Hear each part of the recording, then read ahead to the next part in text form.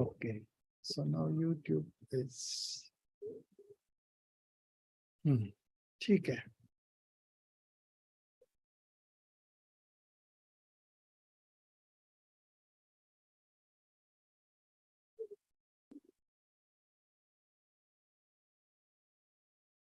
हरिहंताणं नमो सिद्धाणं नमो आयर्याणं नमो उज्जायाणं नमो लोये सौवसाहुणं मंगलम भगवान वीरो मंगलम गौतमो गणी मंगलम कुंद कुंदाद्यो जैन धर्मोस्तु मंगलम सर्वमंगल मांगल्यम सर्वकल्याणकारकम प्रधानम सर्वधर्माणां जैनम जयतु शासनम जैनम जयतु शासनम जैनम जयतु शासनम.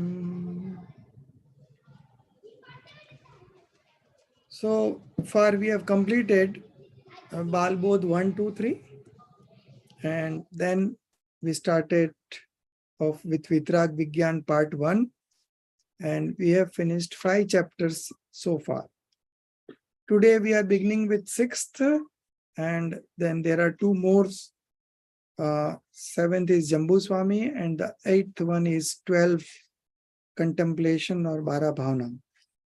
So this is all what we have in part 1, and we need to finish it by next week, this one. So today we will be doing 1 chapter, Raksha Bandhan. It's a story basically, and then there is 1 more story on Jambu Swami.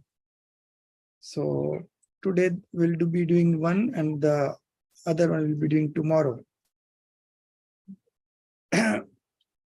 Raksha Bandhan, as you all know, we celebrate it every year, and it is somewhere around August, the month of August, September.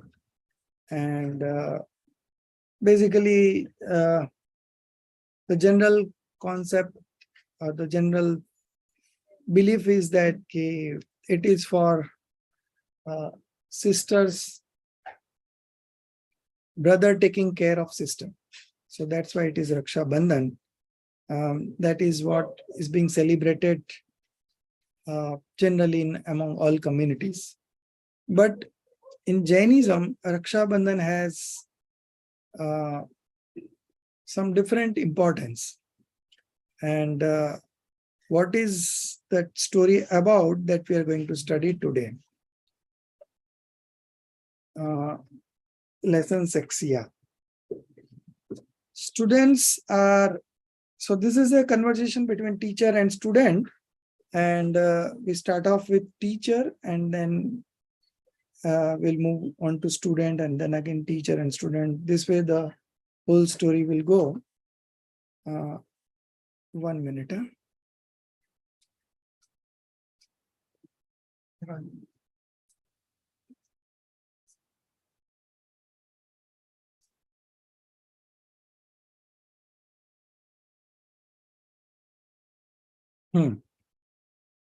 Students are informed that the great festival of Raksha Bandhan falls tomorrow.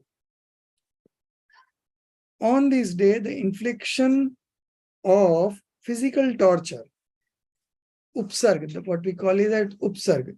So one is upsarg and one is parisha, right? So what is the difference between parisha and upsarg?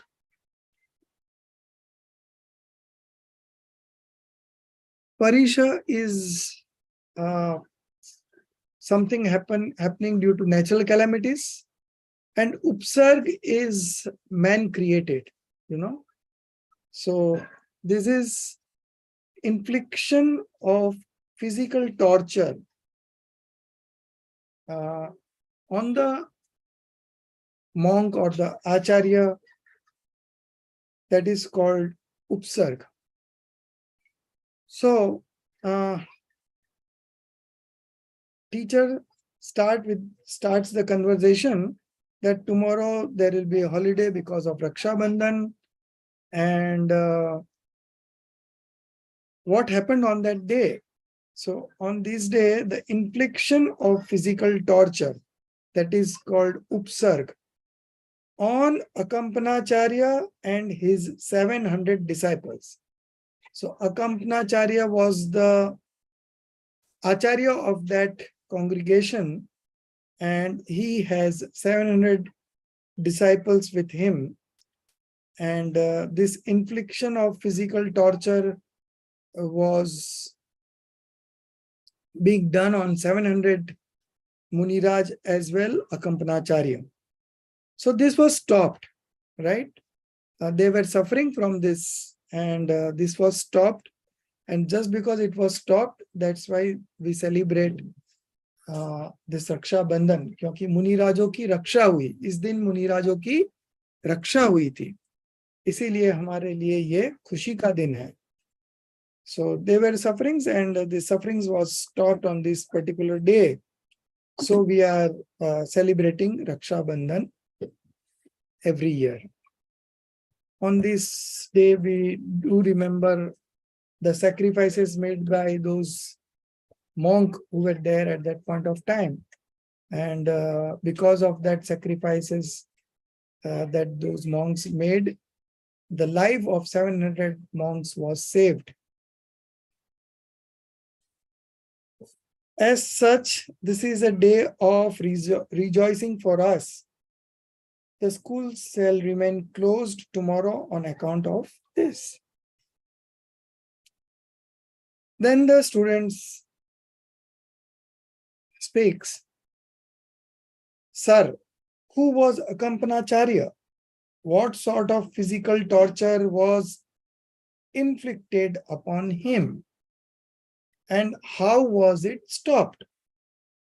Please explain in brief. So the chapter starts with the conversation between teacher and student in a school, and why this Raksha Bandhan is celebrated, that is the first question. So this Raksha Bandhan is celebrated because on this particular day, the physical torture on the 700 Muniraj was stopped. So now the student asked this question, that who was Akampanacharya? So Akampanacharya was a Digambar monk, right? Or Digambar saint. He had 700 disciples in his assembly of monks, or we can say congregation of monks. And he was their leader or Acharya. Sri Varma was the king of Ujjain then. So this Akampanacharya and other 700 Muniraj, they were all doing their meditation in Ujjain. And Sri Varma was the king of Ujjain then. He had 4 ministers: Bali, Namuchi, Brahaspati, and Prahlad.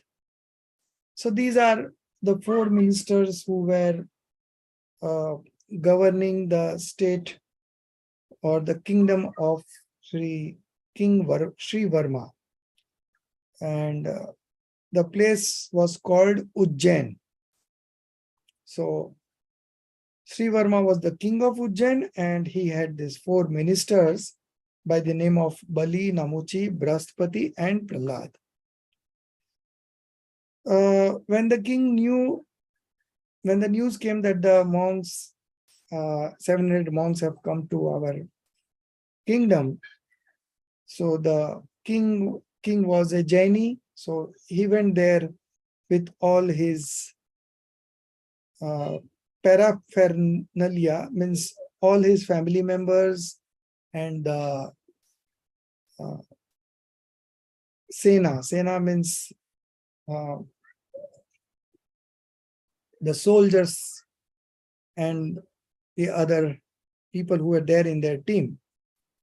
So king went for the darshan.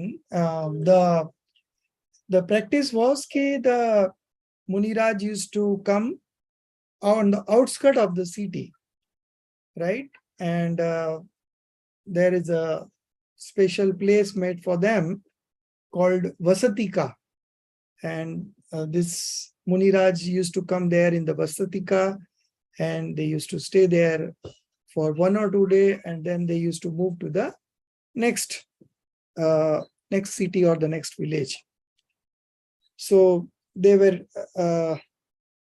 resting in that Vasatika, and King Sri Varma, with all his ministers and family members and other administrative people, went for the darshan.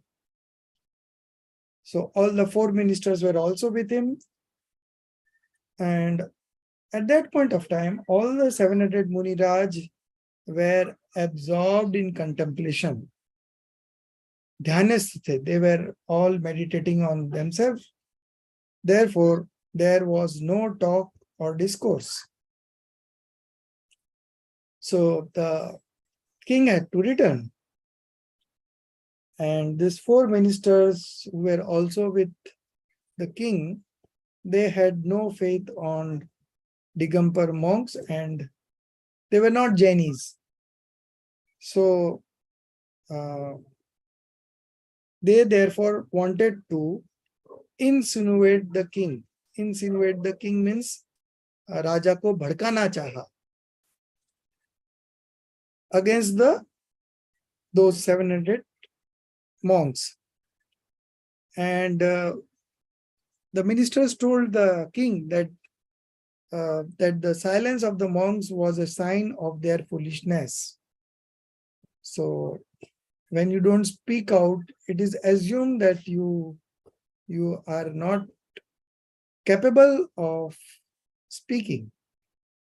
So, but the monks were meditating.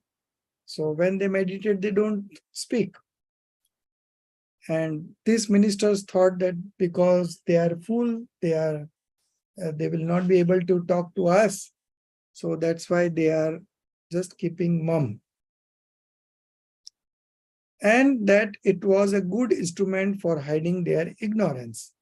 So these ministers thought themselves to be very intelligent, and they thought these monks are foolish, and they are not speaking anything because they are hiding their ignorance. And because of that, the monks are silent. So among that 700 Muniraj, there was one monk called Sagar. He was coming after taking his meal the next day. And while he was coming, these ministers were also there on that path, and they saw him coming. And one of the ministers said that this foolish ox is coming.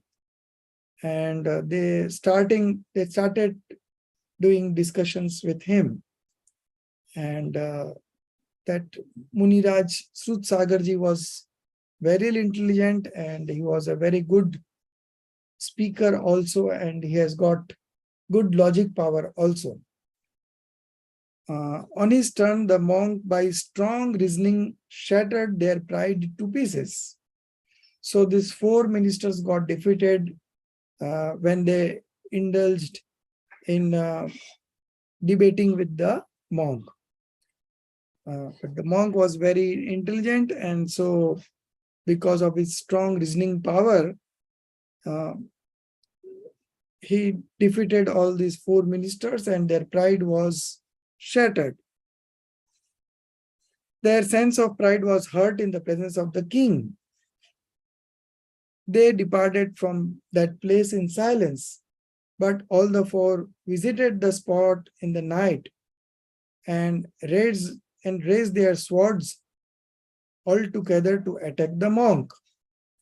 But their hands, as if nailed, remained in that position only. Why it remained in that position? They were supposed to attack the monk, but monk also had superpowers, and because of superpowers, uh, those four ministers could not do anything, and they just they came they just acquired that statue position. They were not able to move any further. So the next day in the morning, everyone came to know about this, because all those four ministers were in statue form, and they were not able to move their uh, body anymore. So everyone realized these four ministers were uh, attacking the monk, and monk, because of his superpowers, was saved, and these four ministers were put on in the statue format at that position. So king also uh, knew about it, and king offered prayers to the monk, and the king expelled all these four ministers. So the student then asked the question, how did the particular monk stay on that spot in the night? Means वे मुनिराज सुद सागर जी वहां पे क्यों आए थे रात को? So there was a conversion with Acharya Akampana, and Akampana Muniraj Sudsagarji related all the matter that I was coming while taking the meal. I met these four ministers, and we had an argument, and I defeated them with my logical power. So then Acharya Akampana said that you should not have indulged in any dialogue with them. So that was the mistake that Acharya Srut Sagarji, no, not the Acharya, monk Srut Sagarji did that mistake. And just because if he stays in that assembly of monks, then those four ministers would have attacked the whole congregation, and all the Muniraj would have suffered. So it is better you go there and stay, and this will be your test of what you have acquired in terms of knowledge and superpowers that you have. So he was specially sent to that place, particular place, on that night by Acharya Akampanacharya, because he wanted to protect the 700 Muniraj. So he said, you go to that place and stand there. And these people, these four ministers, came there on that night, and they tried to attack him. But because of his superpower, they were just put on hold there, and everyone came to know, and they were expelled. The king expelled all the four ministers. So these four ministers then went to Hastinapur, and there they began to serve King Padmarai. And because of their intelligence, they were able to create a good impression on King Padmarai, and King Padmarai was very happy with their good solutions, and he asked them to demand any gift, whatever they wish. So these four ministers, they requested the king to bestow the gift on them on some other occasion according to their convenience. So the king was very happy, and he said, okay, whatever you want, you ask anytime, and I will provide you. So this congregation of Akampanacharya and 700 and his 700 disciples arrived in Hastinapur. The four ministers came to know about this 700 monks coming over there, and they wanted to take the revenge. So they asked the king for 7 days ruling power, and king has to oblige because he has already given them a word. You can ask anytime. So they demanded that they want to rule for 7 days, and after assuming the right of governing the kingdom, they started inflicting severe tortures on the monks. And king was helpless because he has already committed that I will give you 7 days to rule. So he cannot do anything. And these monks were suffering, 700 monks were suffering. So there was one monk, Vishnu Kumar, by the name of Vishnu Kumar. He was the brother of King Padmarai. And he had taken monkhood before. And he had this thought on his mind that our sadharmics are getting this injury on them, so I will protect them. And he left his post of monkhood and he became an ordinary Shravak. And then he thought of saving those 700 Muni Rajas. And because he has got some superpowers with him, and he made a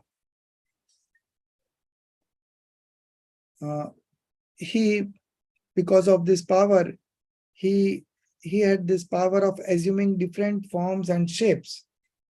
And he left the order of monkhood and assumed the shape of a dwarf and reached the court of Bali. So Bali was king at that point of time for 7 days.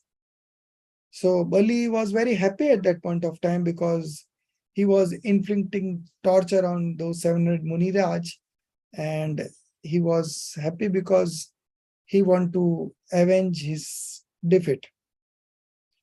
So Bali asked him to demand whatever you want as a gift. So that Vishnu Kumar, in the form of dwarf, demanded 3 steps of land. And so the king agreed, okay, whatever you want only 3 steps? He said, yeah, I want only 3 steps. And suddenly, because of his superpower, he expanded his body and it became so big that when he put his leg on that place, the whole kingdom was covered. With just 1 foot, the whole kingdom was covered. So he assumed the form of a formidable human being and measured the whole land in 2 steps only. This way, he defeated Bali and saved the lives of the monks. So Bali had committed that I will give you whatever you want. So he said, I want three steps of places, 3 steps of place in your kingdom. So Bali agreed, reality agreed, and he was very happy. But he was in the shape of a dwarf at that point of time. And soon he changed his shape and he became a very formidable, huge human being. And because of that, he put those steps there. And with those 2 steps, he was able to cover the whole place. And he then stopped the torture that was being carried out on the monks. And that is how the life of those 700 monks was saved. And on that day was the last day of the month of Shravan, and that day began to be observed as Raksha Bandhan since then. So the lives of the saints were saved and Bali was put in chains.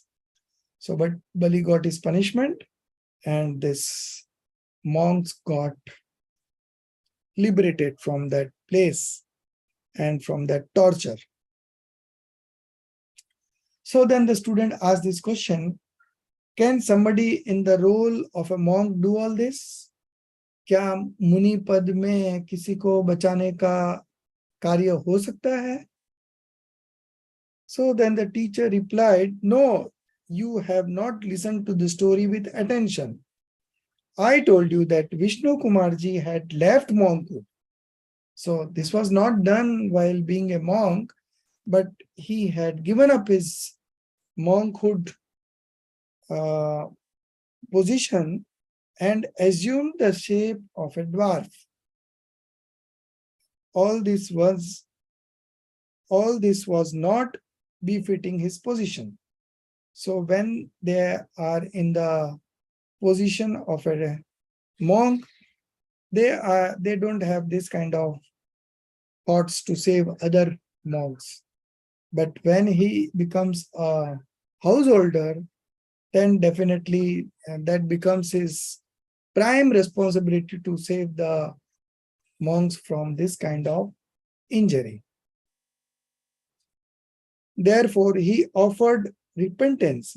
So after this upsarg was over, he again went to the Acharya and he again offered repentance, Prayashchit, and Acharya also granted Prayashchit to him, and he was again initiated into monkhood. But the difference is he was a senior most monk in that group, and now just because he had renounced the monkhood and become a ordinary Shravak, and then he saved those 700 Muniraj, and again he became a monk. So now he is one of the junior most monk in the congregation. That difference has happened. So then every student said, Ki glory to monk Vishnu Kumar, he has done a great job. He saved this life of 700 Muniraj. So compared to that Vishnu Kumar ji, Akampnacharya are more glorious, and also the 700 Muniraj who were suffering from that pain and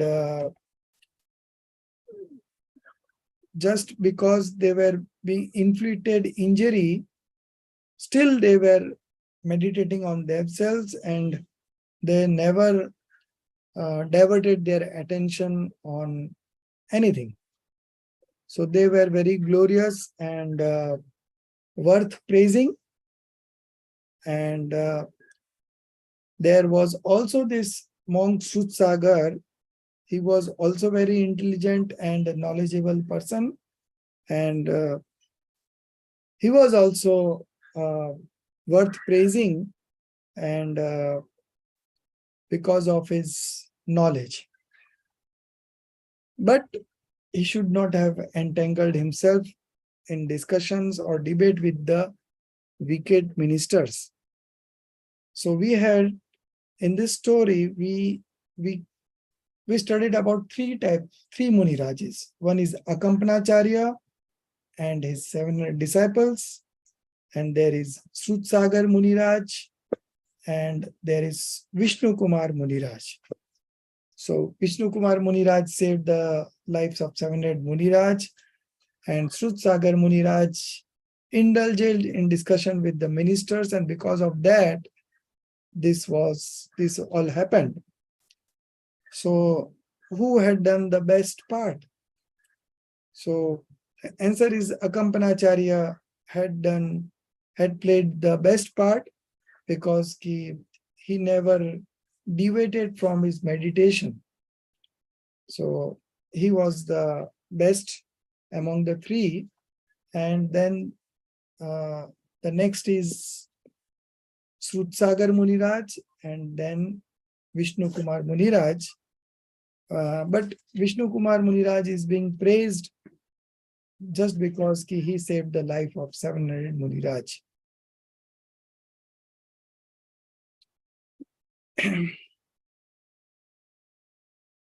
So Srutsagar Muniraj is also appreciated because he shattered the pride of Bali and other ministers in discussion. Then the teacher said his erudition means wisdom, of spiritual matters is praiseworthy, but he should not have entangled himself in discussion with those wicked ministers. Those who are engaged in the pursuit of their soul should not indulge in discussions with wicked people.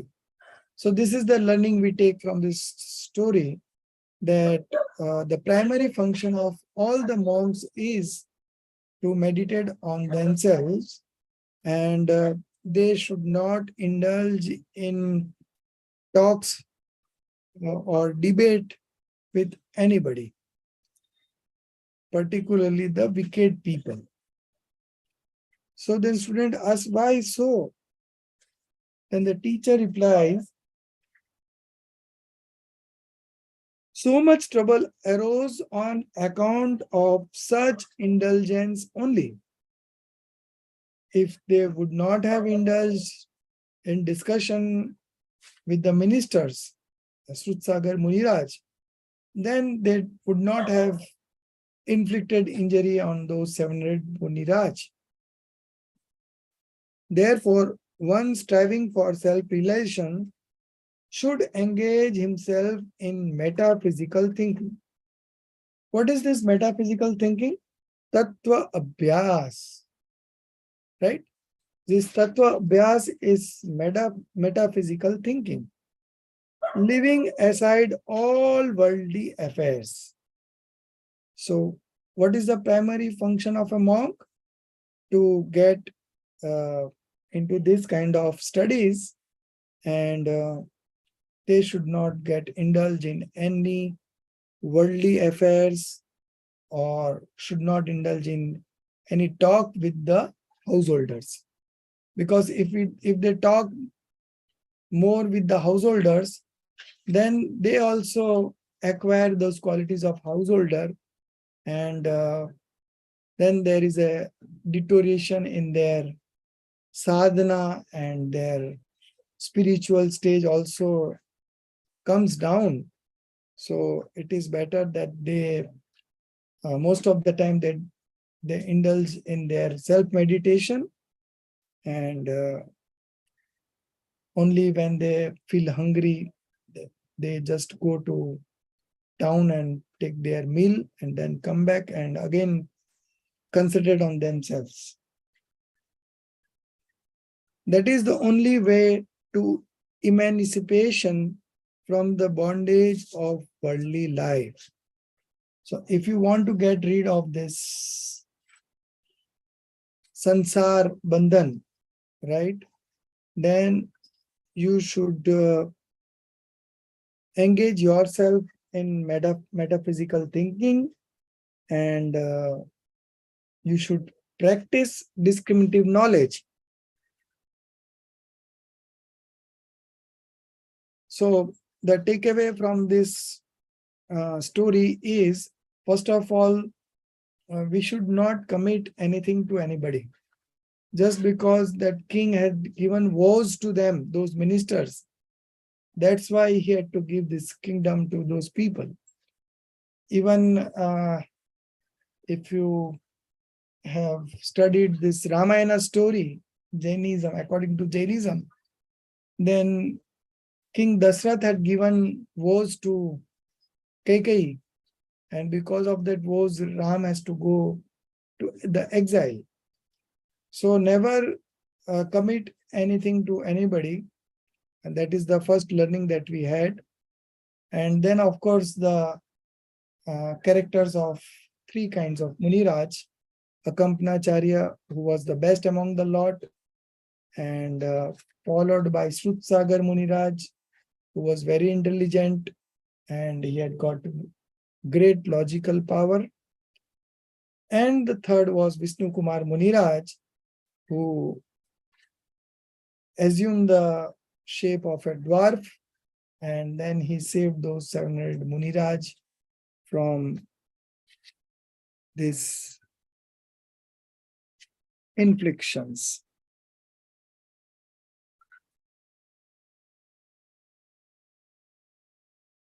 infliction of physical torture. So that was stopped on that day, and that day is being celebrated as Raksha Bandhan, because 700 Muniraj were on that day saved.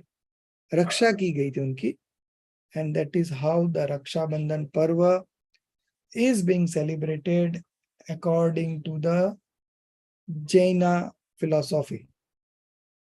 And majority of the people other than the Jains, they celebrate Raksha Bandhan just because a brother is expected to take care of his sister. So now you know that there are certain duties, there are certain things that you cannot do on the post of a monk. So you have to leave that post, and then you become a householder, and then you do all those things of saving the whole 700 Muniraj and the Akampanacharya. So this is all about the story, and our time, still we have 15-20 minutes. So we will finish that karma chapter that we had done last week, and not last week, I think around 21 days ago, and we had a big gap. So there were some things that I wanted to share on karma, which I already explained you in Hindi, but now I'll be taking up in the next 15 minutes in English and finish that chapter also. So there are three types of karma. Dravya karma, which is also called material karma. And then we have bhav karma, which is called feeling based karma. And then we have no karma, which is called the quasi karma, right? Quasi karma. So these are the three types of karmas, and I'll share you the definitions. So first is the material karma or the dravya karma. The karma generated through aggregation of infinite minute particles of matter called karman vargana is known as material karma.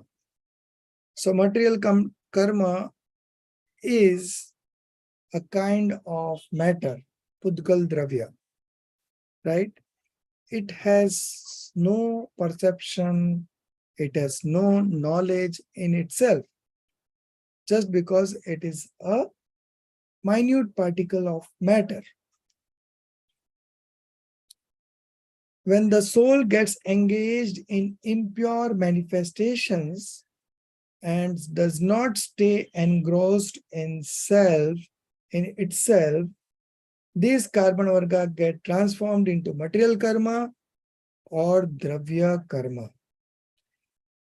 Its modification are entirely the transformations of matter or pudgal dravya.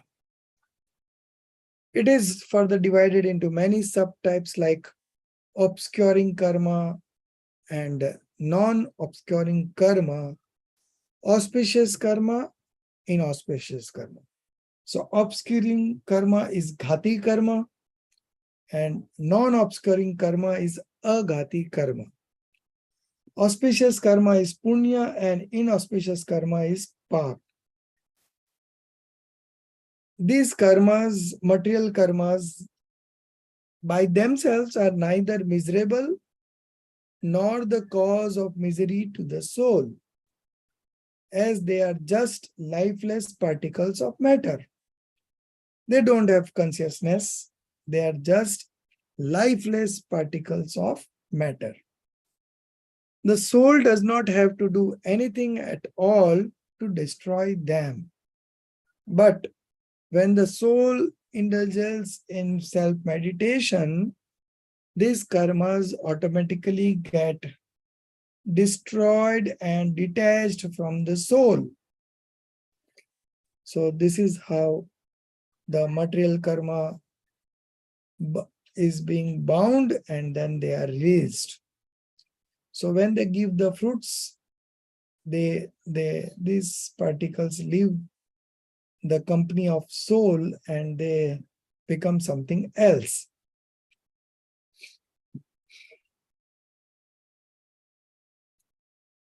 Then we have feeling-based karma called bhav karma.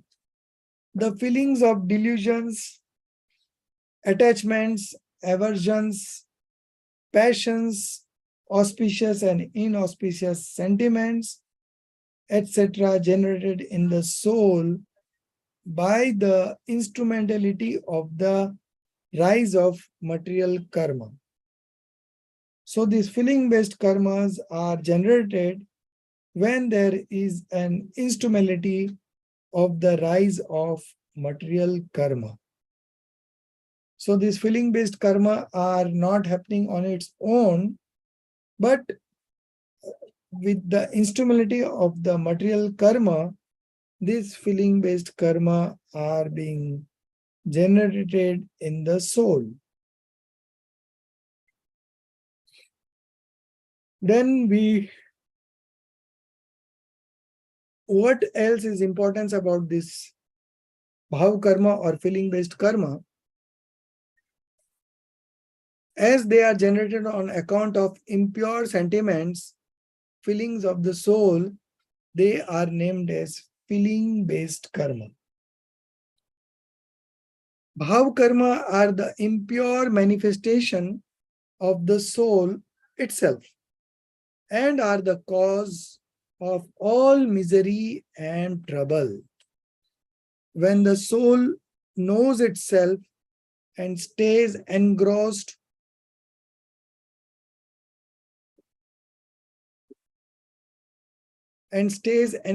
within these and stays engrossed within, these are not generated. Bhav karma does not arise at all. If the soul stays engrossed within itself. This itself is known as the destruction of bhav karma. So how the bhav karma is destroyed? When the soul meditates on itself and stays engrossed within, then this bhav karma does not rise at all, and when it does not arise at all, it is called the destruction of bhav karma. Now we come on to the third karma called no karma or the quasi karma.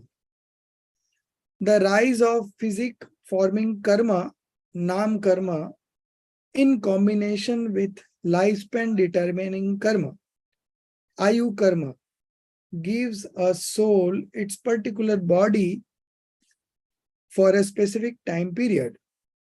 This body, its sensory organs, and the matter particles forming its mind are all together known as quasi karma or no karma. So this body, its sensory organs, and the matter particles forming its mind are all together known as quasi karma or no karma. By itself, no karma is not a cause of happiness or misery to the soul, but due to delusion, the soul experiences oneness with the body and its modification. This leads to an infinite chain of passions causing sorrow and misery. So we know the definitions of three types of karmas: bhav karma, dravya karma, and no karma. Now we move on to material karma and its further divisions. So this material karma is divided into 8 broad classifications out of which 4 are obscuring karmas and 4 are non-obscuring karmas. So obscuring karma or the khati karma,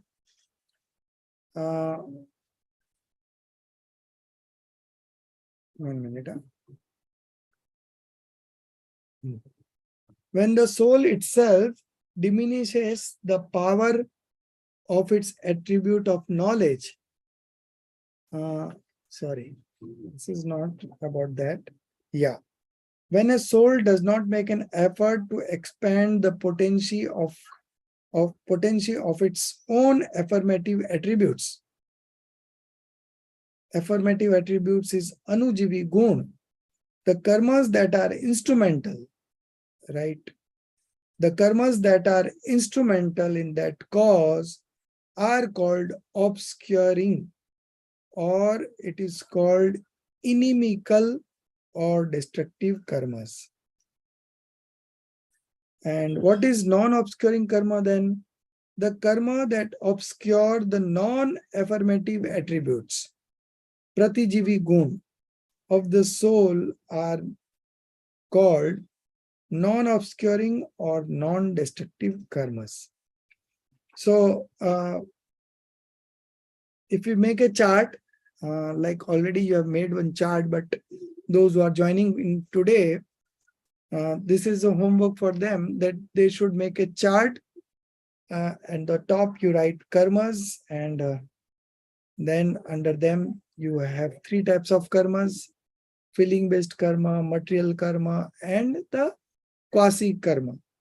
And under the material karma, there are further divisions.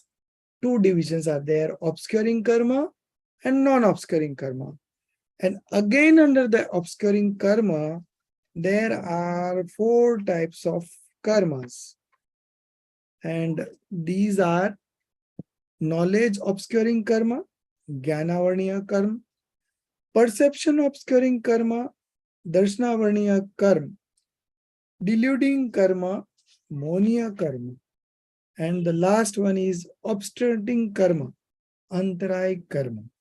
So these are the 4 obscuring karma. And then we have 4 non-obscuring karmas. First one is feeling producing karma, called Vedniya karma. Then the next is lifespan determining karma, Ayushka karma. Then we have physic forming karma, that is called Nam karma. And the last one we have status determining karma, called Gotra karma. So these are the 4 non-obscuring karmas. Then these karmas are again further divided into subdivisions more, but we leave it up to here only. So these are the karmas, types of karmas that we had discussed. And one thing is very certain, that something happens in the soul only when there is an instrumentalization of these karmas. If these karmas are not there, then there is not going to be any activity in the soul. So these karmas are basically nimit, or the instrumental cause. Now we come to that topic of the examples of the 8 karmas. So each karma, there was one example given, and I'll just read out. So first one is knowledge obscuring karma, Jnanavarniya karma. This karma works like a cloth used to cover a statue. There is a statue, but a cloth is put up on that statue, so nobody can see the face of that statue. When the statue is covered with the cloth, we cannot clearly know what it is but its ordinary presence is felt. Similarly, under the influence of Jnanavarniya karma, the soul cannot clearly know all the substances with their infinite attributes and modification. But the ordinary knowledge of the self and others is always present and can never be completely obscured or destroyed. So again, this Jnanavarniya karma is of 5 subtypes that we are not going to discuss. Then the second is perception obscuring karma or the Darshana Varniya karma. A classic example for this is this karma works like a guard on the entrance of the palace. The way one cannot enter and see the palace without the permission of the guard. This karma prevents the soul from perceiving other things.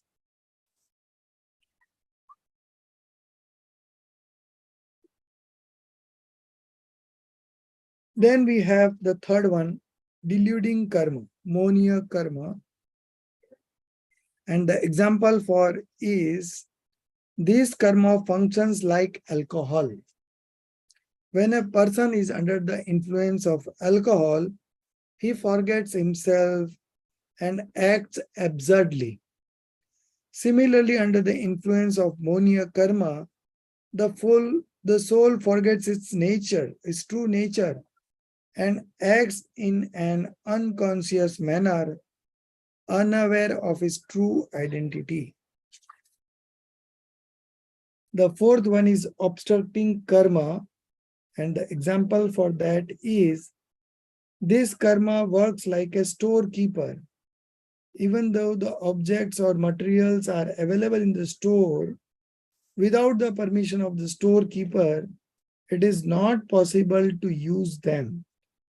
Similarly, during the rise of this karma, the soul's capacity of charity, benefit, enjoyment, and spiritual energy is not realized. Then we move on to non-obscuring karmas. Feeling producing karma, Vedniya karma. What would be an example for this? Feeling producing or Vedniya karma, as it is known, functions like a sword coated with honey. When a honey-coated sword is touched on the tongue, a momentary sweet taste is enjoyed, but instantly the tongue is injured and extreme pain is experienced too. Similarly, during the rise of this feeling-producing karma, continuous pleasure and displeasure is experienced due to external favorable or unfavorable circumstances, which make the soul miserable. So now we move on to the sixth one, and it is called lifespan determining karma. What would be an example of this Ayush karma? This karma functions like a prison. When a criminal is sentenced to imprisonment for a particular period, it is not possible for him to come out of the prison during that time. Similarly, the soul cannot be separated from the body in his current state of existence till this karma is present as the instrumental cause. When the time is complete, it is not possible for the soul to stay in the same body too. So this was the sixth one. Then we move on to the seventh one, physique forming karma or the nam karma. This karma functions like an artist or a painter. Just the way a painter paints various types of pictures with different colors, patterns, etc., the rise of this karma leads to various types, colors, and shapes of the body strength of bones and joints, etc. And the last one is status determining karma or the Gotra karma. An example for this Gotra karma is this karma functions like a potter. Just the way a potter makes a big, small, high and low pots, this karma is responsible for respectable and non-respectable behavior of the soul. And also, we also long for that kind of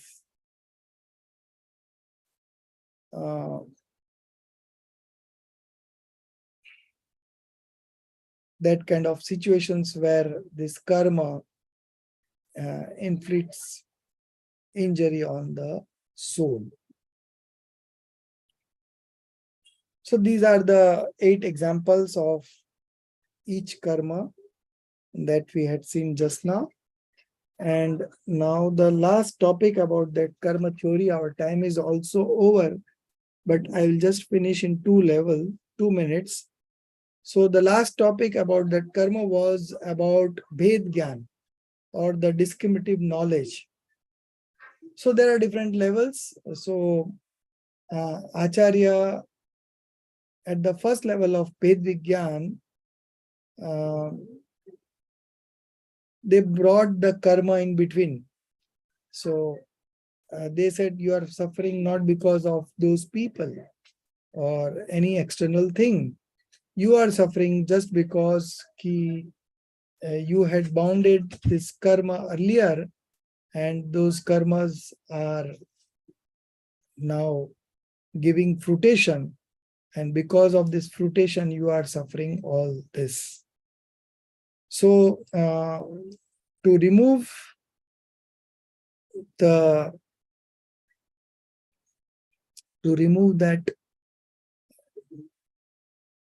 viewpoint from other sources, that they are the chief cause of my disturbance, the acharyas bring in karma in between, and then the acharya says that you are suffering not because of those things or those people, but you are suffering because of this karma. Yeah. So at the first level of Bhed Vigyan, we do bring in karma. But on the second level, we eliminate karma also from the knowledge. And by practicing discriminate knowledge, we say that you don't suffer because of this karmas, but you are suffering because of the passions that are arising in your modification. So at the second level, we have left the material karma outside, and we have taken this feeling-based karma as the chief cause of my misery. So this is the second level. Sir, can you just explain the second one in Hindi? Yeah. Sir, can you repeat? Can you repeat both? I think we have not done this before. Yeah, just the Hindi part. Done that day on in Hindi. Achha, okay, maybe that is it. Yeah. So I'll again explain you in Hindi first and then in English. So we are extending our time a bit because everyone is agreeing to complete this chapter on karma. So we have different levels of Bhed Vigyan. So on the first level, हम जब दोष देते हैं परद्रव्य को या व्यक्ति को, तो आचार्य देव कहते हैं कि तुम परद्रव्य के कारण दुखी नहीं हो, तुम अपने कर्मों के कारण दुखी हो। जो कर्म तुमने पहले बांधे हैं उसके कारण तुम्हें ये दुख हो रहा है।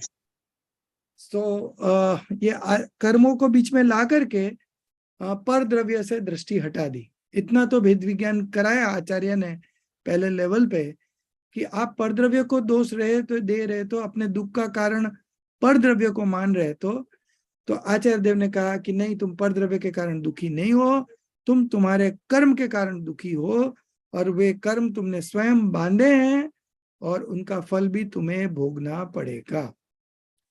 So that is the first level. फिर दूसरे लेवल पे हम जाते हैं तो कहते हैं कि तुम कर्मों के कारण दुखी नहीं हो, तुम कषाय के कारण दुखी हो। तुम कषाय उत्पन्न करते हो, भाव कर्म उत्पन्न करते हो अपने में, इसीलिए तुम दुखी हो। कर्म विचारे कौन, भूल मेरी अधिकाई। सो ये द्रव्य कर्म तुम्हारे कुछ भी परेशान के कारण नहीं है, तुम स्वयं कषाय उत्पन्न करते हो तो तुम दुखी होते हो। तो अब दूसरे लेवल पे हम गए तो हमने कर्मों को बाहर छोड़ दिया और कषाय पे आ गए। और अब आचार्य देव तीसरे लेवल का भेद विज्ञान कराएंगे कि भाई तुम कषाय के कारण दुखी नहीं हो, तुम अपने आप को भूल करके दुखी हो। तुम अपने आप को परमात्मा पना, तुम्हारा परमात्मा पना भूल गए हो, इसीलिए तुम दुखी हो रहे हो। और अगर तुम अभी इसी वक्त अपने परमात्मा स्वरूप को याद करो कि भाई मैं तो परमात्मा हूं, परिपूर्ण परमात्मा हूं, मात्र जानना देखना मेरा काम, बस अगर आप यहां तक आते हो तो आप निर्भर हो जाते हो, सुखी होने का मार्ग आपका प्रारंभ हो जाता है। तो 3 लेवल के भेद विज्ञान करा दिए। पहले लेवल पे परद्रव्य से भेद विज्ञान कराया, दूसरे लेवल पे कर्मों से भेद विज्ञान कराया, तीसरे लेवल पे कषायों से भेद विज्ञान कराया, और तब आप अपने में आ गए। 3 लेवल के भेद विज्ञान करे तो आप अपने में आ गए, अपने सम्यक दर्शन प्राप्त कर लिया और आपका मोक्ष का मार्ग प्रारंभ हो गया। मोक्ष मार्ग क्या है कि सम्यक दर्शन, सम्यक ज्ञान, सम्यक चारित्र, तीनों की एकता मोक्ष मार्ग है। और जब आप तीसरे लेवल पे भेद विज्ञान करते हो तो सम्यक दर्शन, सम्यक ज्ञान और सम्यक चारित्र प्रकट हो जाते हैं और यहां से मोक्ष मार्ग का प्रारंभ होता है। अब आप समझ गए 3 लेवल ऑफ भेद विज्ञान। Yes, sir. Thank you. Okay, so इतना ही बताना था। ऐसे हमने एक पहले चैप्टर ऑलरेडी कर्मों पे कर लिया था 1 घंटा, ये सेकंड आवर था जो हमने उस दिन हिंदी में करवाया था, लेकिन अब भी हमने उसको इंग्लिश में शॉर्ट में समझा दिया। करीबन अपने को 22 मिनट लगे हैं, लेकिन ये अपना आपको शॉर्ट में हमने समझा दिया। सो अब अभी हम लोग कल देखेंगे जम्बू स्वामी। तो आप ये चैप्टर पढ़ के आना। you go through this chapter once of about Jambu Swami, and also about the introduction or the brief introduction to the author of this chapter, Pandey Rajmal ji. So you should read about the introduction of the writer also and about the chapter also of Jambu Swami. It is also a very good, interesting and motivating story, and we will see that story tomorrow. So any questions for today? So I will send you the link of YouTube just now on the group, and if you click on that link, you will get all the earlier lectures that we had, and you can listen to those lectures and cover up those chapters. And after we finish part 3, Vitrag Vigyan part 3, if there is a time left, then I will again try to revise this, all the chapters in short format. But till then, you have enough time to cover up this, and so you just catch up on recording on YouTube. So if you don't have any questions, I will just close for today. and we meet up tomorrow. निज निधि निज में बताई, यह अनंत उपकार है, उसके लिए जिनवाणी माँ को वंदना सत बार है। उसके लिए जिनवाणी माँ को वंदना सत बार है। 9 बार नौकार मंत्र गिनेंगे। जय